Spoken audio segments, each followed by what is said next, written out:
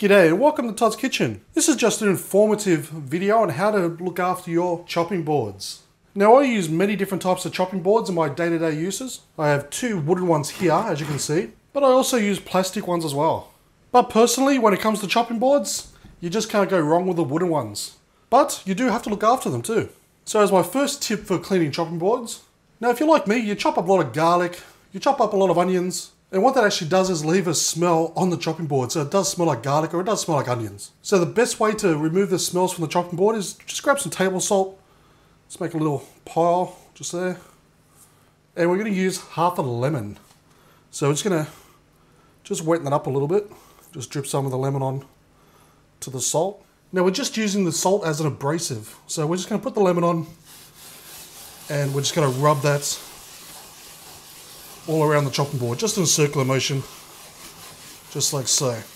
And what this is going to do is the salt's going to help push the lemon into the chopping board, which will remove the smell of whatever you've been using, whether it be, say, garlic or onions. So it's going to put that all in, and just grabbing some paper towel, we're just going to rub it down and just dry it like so, just with a paper towel. And it's that simple. And yep, that's a lovely smelling chopping board once again. Now cleaning them with the lemon and the salt will also remove a lot of the bacteria.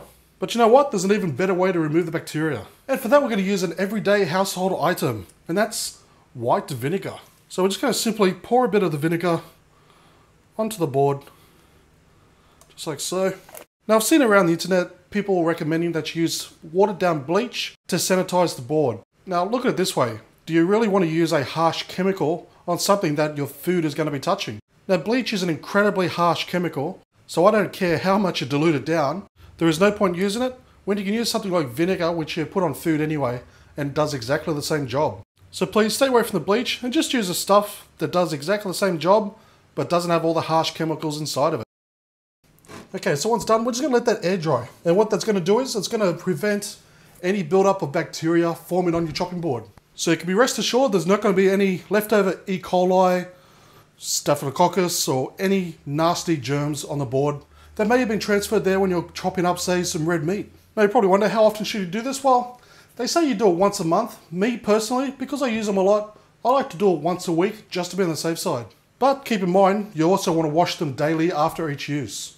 So I hope those handy hints helped you out. Thank you for watching this episode of Todd's Kitchen. Please do me a huge favour by giving this video a thumbs up and leave a comment. And I'll see you next time for another delicious or informative video.